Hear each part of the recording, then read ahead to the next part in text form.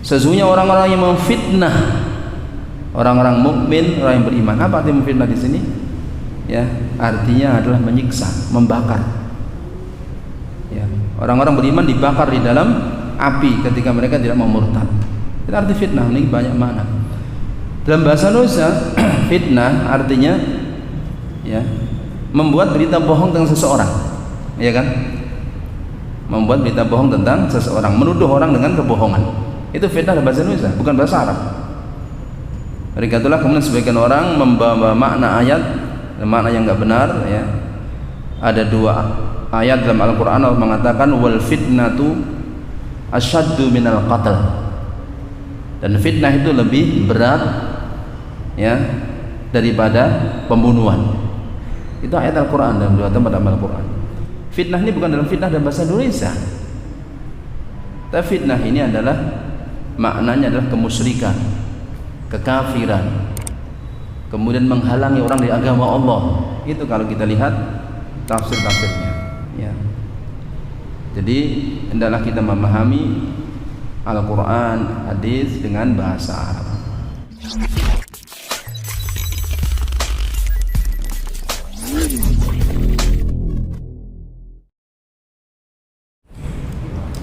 Assalamualaikum warahmatullahi wabarakatuh. Innal hamdalillah nahmaduhu wa nasta'inuhu wa nastaghfiruh wa na'udzu billahi min shururi anfusina wa min sayyiati a'malina may yahdihillahu fala mudilla lahu wa may yudlil fala hadiya lahu asyhadu an la ilaha illallah wahdahu la syarika lahu wa asyhadu anna Muhammadan abduhu wa rasuluh. Allahumma salli wa sallim wa barik ala nabiyyina Muhammadin wa ala alihi wa sahbihi ajma'in, amma ba'd.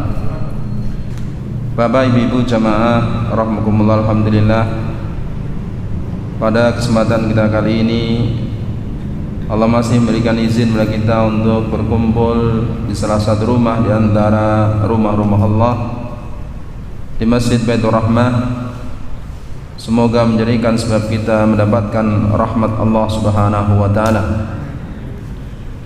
Allah mengumpulkan kita di majelis ilmu yang majelis ilmu para ulama mengatakan merupakan taman-taman surga. Maka semoga Allah mengumpulkan kita di surganya di akhirat nanti. Kita lanjutkan pembahasan dari terjemah kitab Huququn Da'at Ilaihil Fitrah wa Qatadha Syariah, hak-hak yang diserukan oleh fitrah dan dikuatkan oleh syariat, karya Syekh Muhammad bin Shalih Al-Utsaimin rahimahullahu taala, yaitu 10 hak yang wajib ditunaikan. Kita masih membahas tentang hak-hak kaum muslimin pada hak yang ketiga, halaman 65 dalam terjemahan kitab ini. Di antara hak sama kaum muslimin yang dijelaskan oleh Nabi SAW, ya, dalam hadis yang telah lewat pada halaman 61, wa idza stansahaka fansah lahu, dan jika dia saudaramu itu meminta nasihat kepadamu, maka berilah nasihat.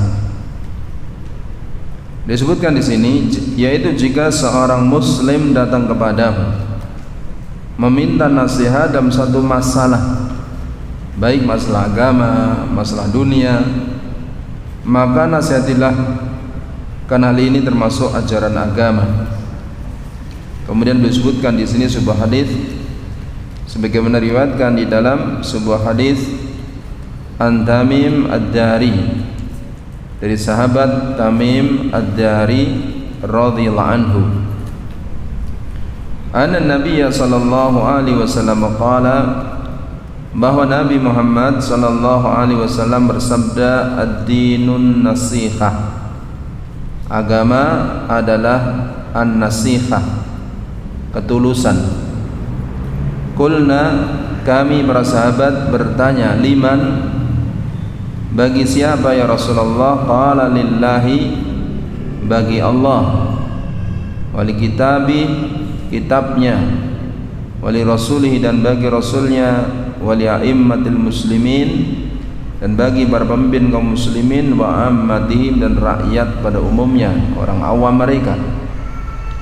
Hadis riwayat Imam Muslim dan juga riwayat imam yang lain.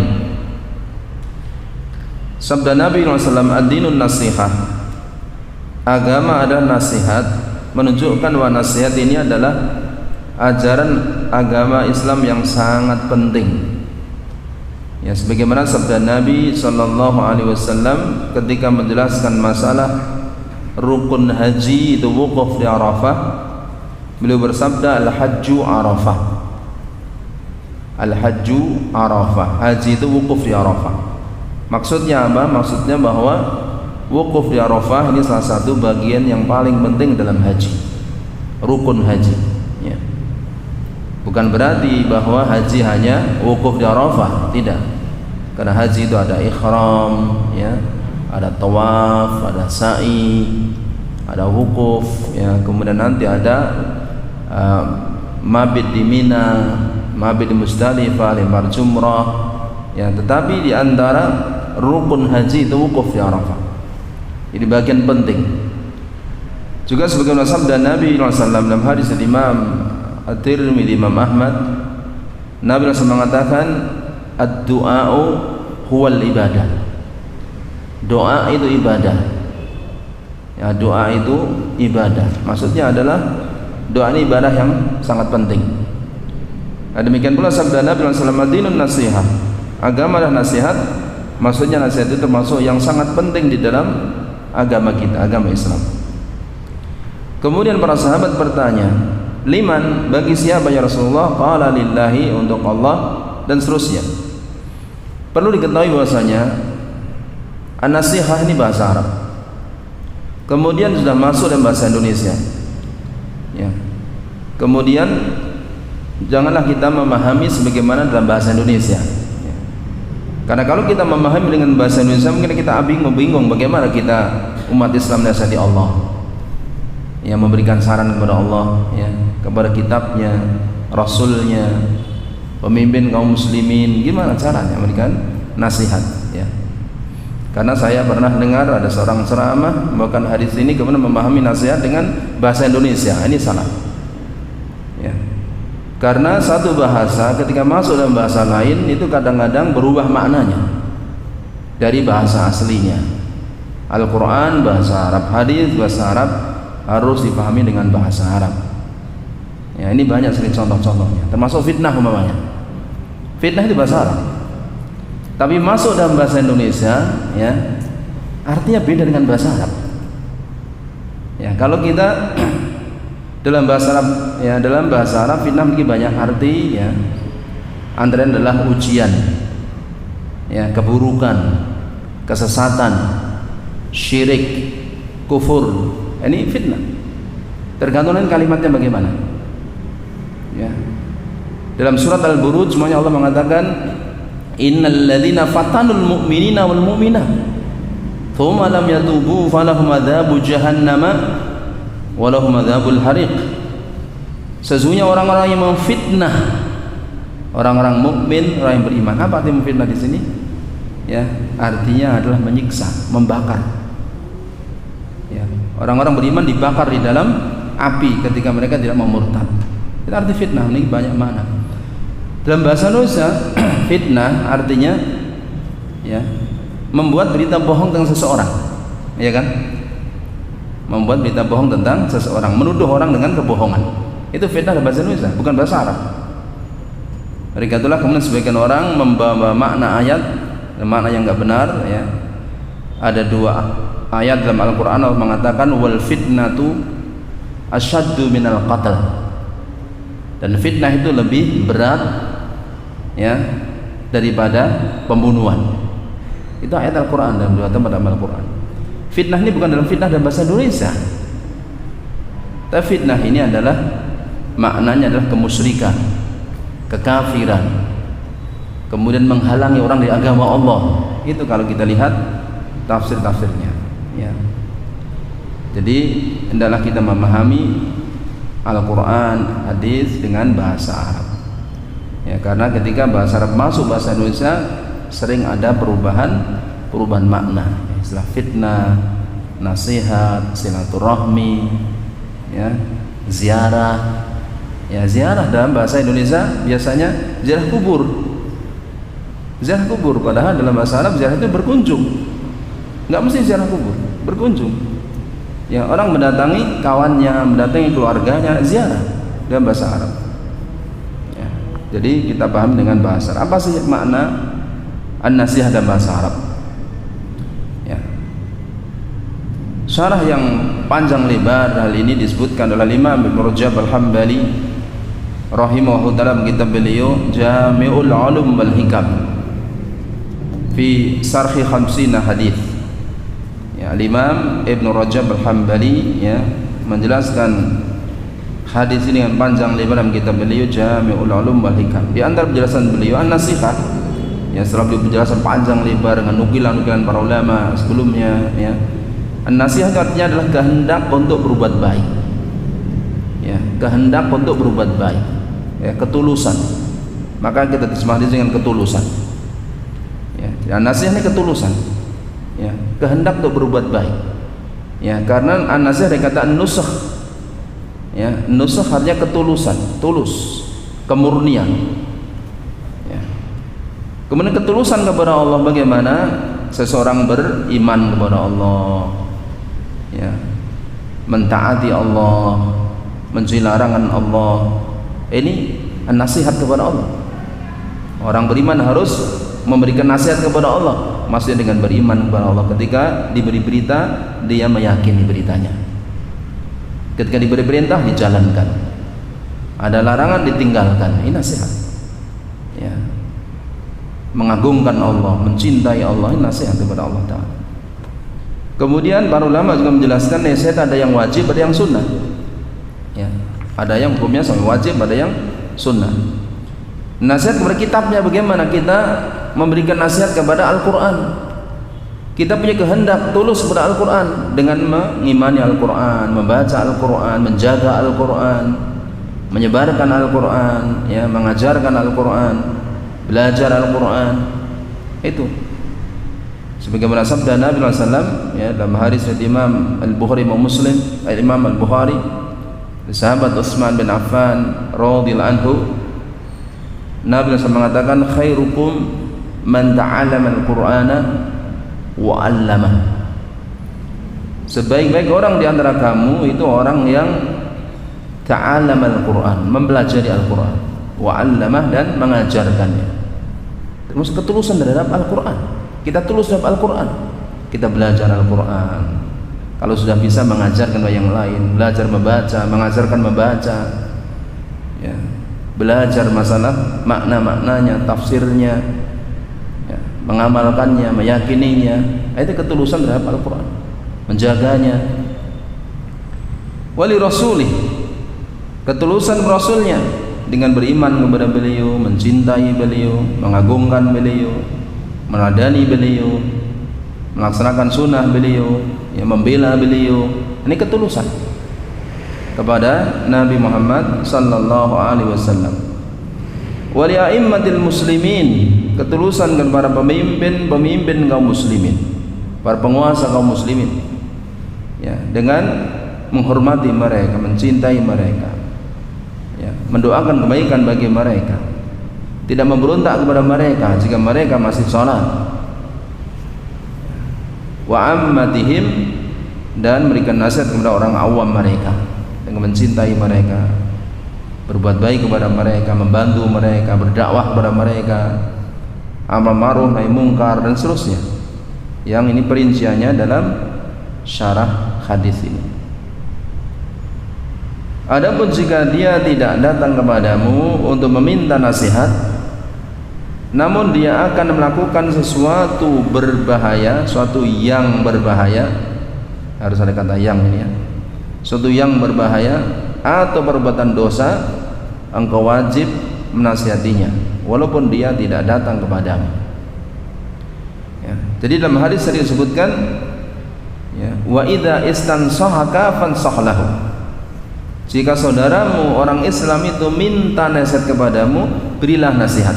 Jika dia minta nasihat. Bagaimana jika tidak minta nasihat? Ya, kalau minta nasihat, kasih nasihat. Bagaimana jika dia tidak minta? Masih mengatakan jika dia tidak minta dan kamu tahu dia akan melakukan hal yang berbahaya atau perbuatan dosa, ya maka engkau wajib memberikan nasihat kepada dia. Ini termasuk bentuk ketulusan, keinginan berbuat baik kepada saudara, memberikan peringatan, ya, amar ma'ruf dan nahi mungkar. Karena hal itu termasuk menghilangkan bahaya dan kemungkaran dari kaum muslimin, ya, melakukan amar ma'ruf dan nahi mungkar. Adapun jika apa yang akan dia lakukan tidak berbahaya dan bukan perbuatan dosa, namun engkau melihat bahwa hal lainnya lebih bermanfaat, maka engkau tidak wajib mengatakan suatu kepadanya kalau dia tidak minta nasihat. Kecuali jika dia meminta nasihat kepadamu, maka saat itu wajib bagimu memberikan nasihat kepadanya. Sahabat Jabir bin Abdullah radhiyallahu anhu, ya, seorang sahabat Nabi, dia pernah mengatakan, bay'atu, aku telah berbaiat, bersumpah setia kepada Rasulullah SAW bi iqamatis salat, untuk menegakkan salat, wa ita'iz zakah, membayar zakat, wa nuskhu likulli muslim, ya, wa nuskhi likulli muslim, dan memberikan nasihat kepada setiap orang Islam, ya, memberikan nasihat kepada setiap orang Islam, jadi menginginkan kebaikan. Ada seorang sahabat, ya, pergi dengan budaknya ke pasar untuk membeli kuda. Ya, setelah melihat-lihat, sahabat ini mengatakan kepada budaknya, itu kuda itu bagus, kamu beli, ya, kalau bisa harganya agak murah lah gitu, tapi bagus, kudanya bagus, ya. Nah, kemudian budaknya tadi mendekati pemiliknya, menawarkannya, ya. Pemiliknya mendatangi sahabat ini kuda kan bagus sih, masa cuma ditawar sekian, bagus nggak ini kuda ini? Kata sahabat ini, bagus, kudanya bagus, ya, bagus. Maksudnya apa? Kalau kuda bagus ya harganya harus layak. Ya, kemudian sahabat mengatakan kepada budaknya, kamu gimana? Ya, saya minta kamu untuk nawar, itu malah bawa ke sini. Saya ditanya bagus ya, saya bilang bagus. Aku harus bersikap tulus kepada kaum muslimin, harus memberikan nasihat kepada kaum muslimin. Ini ketulusan ini. Aku nggak mungkin bohong pada dia. Ya. Kemudian dia beli dengan harga yang pantas. Sampai demikian, itu ketulusan, nusah, nasihat. Ya, bukan dalam bahasa kita, ya, bahasa Arab. Orang yang menjual barang menutupi cacatnya, dia tidak memberikan nasihat kepada kaum muslim, dia nggak jujur, dia tidak menginginkan kebaikan bagi kaum muslim, ya.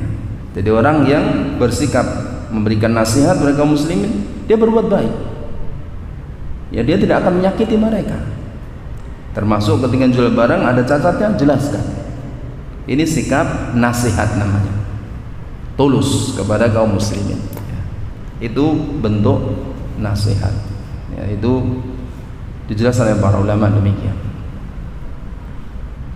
Datang seorang perempuan kepada Nabi Shallallahu Alaihi Wasallam, namanya Fatimah binti Qais, ya, hadisnya disebutkan dalam kitab Bulughul Maram, antara lain karya Al-Hafidz Ibnu Hajar Asqalani rahimahullah. Kemudian wanita ini minta saran kepada Nabi SAW, minta nasihat kepada Nabi SAW. Ya Rasulullah, ya, ada dua laki-laki yang melamar saya. Fatimah binti Qais ini seorang wanita yang janda, kemudian dia setelah dicerai suaminya dia beridah, ya, kemudian ada dua laki-laki yang melamarnya bersamaan. Pertama ada Muawiyah bin Abi Sufyan, kedua Abu Jahal. Kemudian Fatimah binti Qais bertanya, ya Rasulullah, dengan siapa aku harus menikah? Ini ditanya, Nabi dimintai nasihat, saran, maka beliau jujur. Beliau mengatakan, wa amma Muawiyah fahuwa sa'luk. Adapun Muawiyah, dia orang yang sangat miskin, ya. sangat miskin. Jadi kalau nikah dengan dia susah kamu, sangat miskin waktu itu. Ya, karena nanti Muawiyah nanti jadi raja akhirnya. Ya setelah Khulafaur Rasyidin. Wa amma Abu Jaham fahuwa la yadha'u asahu min atiqih. Adapun Abu Jaham, maka dia tidak pernah meletakkan tongkat dari pundaknya. Ada dua penafsiran ulama, yang satu mengatakan dia selalu safar, sering bepergian, tidak meletakkan tongkat dari pundaknya. Karena orang yang bersafar zaman dahulu ya membawa perbekalan makanan, kemudian dia tali, kemudian dia ikat di tongkat, kemudian dia pikul ya, pergi ya. Makna kedua, dan ini makna yang benar ya, yaitu dia suka memukul wanita. Dia nggak pernah meletakkan tongkat dari pundak, dia suka memukul wanita. Ini keburukan, sifat-sifat yang buruk. Kata Nabi SAW, hendaklah kamu menikah dengan Usamah bin Zaid. Ini bentuk ketulusan, nasihat, menginginkan kebaikan, walaupun dengan menyebut keburukan orang, karena ini dalam bentuk nasihat, boleh dibolehkan. Ini ghibah yang terpaksa, dikecualikan dengan kesepakatan para ulama, karena bentuk nasihat ya. Kemudian Fatimah mengatakan, ya sesungguhnya aku kurang begitu suka kepada Usamah, tetapi aku terima saran Nabi SAW dan Allah memberikan berkah di dalam pernikahanku ya. Coba kalau orang itu diminta nasihat ya tentang pernikahan, kemudian calonnya itu orang yang buruk ya, kemudian jadi menikah dan rusak, itu kadang terjadi seperti itu. Maka dalam Islam ada an-nasihah, memberikan nasihat ya. Inilah diantara ya ajaran Islam sesama kaum muslimin ya, untuk memberikan nasihat satu sama lain ya, sehingga mereka saling menolong, saling membantu dalam kebaikan, dalam kebenaran ya. Walaupun tadi kadang-kadang dengan terpaksa menyebut keburukan orang dalam masalah karena nasihat. Ulama zaman dahulu kadang-kadang menyebutkan tentang keburukan para perawi hadis. Fulan pendusta, fulan buruk hafalannya ya, supaya tidak diambil hadisnya. Sebagian orang mengatakan, ya Syekh, Anda jangan ghibah kepada kaum muslimin. Ini bukan ghibah, ini nasihat. Ini masalah agama. Ya, kalau kamu diam, aku diam. Ya. Bagaimana orang yang nggak tahu gitu mengetahui? Kapan mengetahui? Ini bukan ajaran agama umpamanya. Ini bentuk nasihat. Kalau sedang menjelaskan masalah agama yang benar ini yang salah, ini bentuk nasihat. Keinginan untuk berbuat baik. Ya. Kasihan orang-orang melakukan hal yang dianggap itu ibadah, padahal itu bukan ibadah, nggak ada pahalanya, bahkan mungkin berdosa, tidak diingatkan. Ini kasihan. Ya. Mereka itulah para nabi-nabi. Ya. Mereka memberikan nasihat yang tulus kepada para umatnya. Ya, nasikhun amin, para rasul, mereka itu memberikan nasihat kepada para umatnya, memberikan bimbingan kebaikan, keinginan untuk berbuat baik kepada mereka, walaupun kadang-kadang disikapi dengan keburukan oleh umatnya. Tetapi mereka bersabar ya, dengan kesabaran yang luar biasa, sebagaimana firman Allah Ta'ala, wasbir kama sabara ulul azmi minar rusul. Sabarlah wahai Nabi sebagaimana ulul azmi dari kalangan rasul, mereka telah bersabar menghadapi umat mereka, dalam mendakwai mereka, membimbing mereka. Kadang mendapatkan hal-hal yang tidak disukai, maka bersabar karena menghendaki kebaikan bagi mereka. Inilah yang kita sampaikan ya. Insyaallah bisa kita sambung pada waktu berikutnya, masih melanjutkan masalah hak-hak sama kaum muslimin. Dan sebelum kita akhiri, ya mungkin ada yang ingin ditanyakan seputar ini ya, sambil menanti jam. Masih berapa menit Pak? 5 menit ya, masih 5 menit ya. Silahkan, mungkin kalau ada yang disampaikan. Pak, kalau katakan ya sering minta nasihat, lalu dia tuh ke rumah bawa oleh-oleh, kemudian gimana ya? Bawa oleh-oleh ya mungkin pokoknya yang bisa ditambahkan atau mungkin bahan pakaian. Kalau sekedar memberikan nasihat, kemudian ada orang ngasih hadiah, ya tidak mengapa, insya Allah. Ya, asalkan itu bukan bentuk suap, ya. Bentuk suap maksudnya, yang umpamanya, ya tolong nanti ini ya anak saya mau masuk daftar PNS, ya. Terus kemudian dikasih hadiah, masuk nanti suap gitu. Ya kalau cuma memberikan nasihat, dikasih, ya itu tidak masalah, ya asalkan kita tidak mengharapkan, tidak menginginkan, tidak mensyaratkan, ya itu tidak masalah, ya.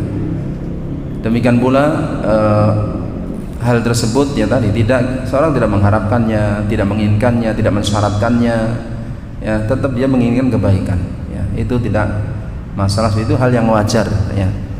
Seseorang berbuat baik kepada orang yang dia telah berbuat kepada dia, itu hal yang wajar. Nanti kalau malah ditolak, malah mungkin menyakitkan dia yang ngasih, ya. Asalkan bukan termasuk tadi menyuap, ya dalam masalah pekerjaan atau masalah-masalah di pengadilan dan semacamnya. Ya mungkin ada yang ingin disampaikan, ya tentang berkaitan dengan kemarin Bismillahirrahmanirrahim. Assalamualaikum warahmatullahi wabarakatuh. Sedikit saya beri pengumuman kepada jamaah semua bahwa dulu saudara kita yaitu Bapak Syafi'i sudah mendahului kita, dipanggil oleh Allah Subhanahu wa taala. Semoga Allah Subhanahu wa taala mengampuni dosanya dan menerima semua ibadahnya. Kemudian di sini saya ditunjuk sebagai pengganti dari Bapak Syafi'i rahimahullah untuk mengurusi kajian setiap malam Rabu di sini. Jadi untuk jamaah sekalian, jika ada sesuatu apa-apa yang berhubungan dengan kajian di sini bisa menghubungi saya. Yang di grup saya selaku admin grupnya. Mungkin ada pertanyaan, dan saya mohon kerjasamanya dari jamaah semuanya. Kita patuhi pemerintah kita, yaitu kita menjaga protokol kesehatan kita, yaitu jangan lupa kesini memakai masker dan jaraknya diatur. Semua demi kebaikan kita semua, demi memutus yaitu penyebaran COVID-19 yang dimana virus tersebut sangat berbahaya. Banyak saudara-saudara kita yang sudah mengalaminya, bahkan sampai ada yang meninggal. Maka dari itu kita jaga kesehatan kita, jaga imun kita, dan jangan lupa patuhi pemerintah yaitu dengan protokol kesehatan. Mungkin demikian dari saya. Assalamualaikum warahmatullahi wabarakatuh. Dari kami dari Masjid Baitur Rahmah ini tetap ya, walaupun penggeraknya zaman Pak Syafi'i sudah tidak ada, mudah-mudahan beliau diambil oleh Allah SWT yang bercontohnya. Semua program yang telah dicanangkan oleh Pak Syafi'i dan rekan-rekan yang diperlukan, mungkin yang di Kemuning barangkali itu silakan dilanjutkan, dan untuk Baitur Rahmah welcome adanya. Jadi silakan di Masjid Baitur Rahmah, ya, baik yang akad pagi maupun yang Selasa malam.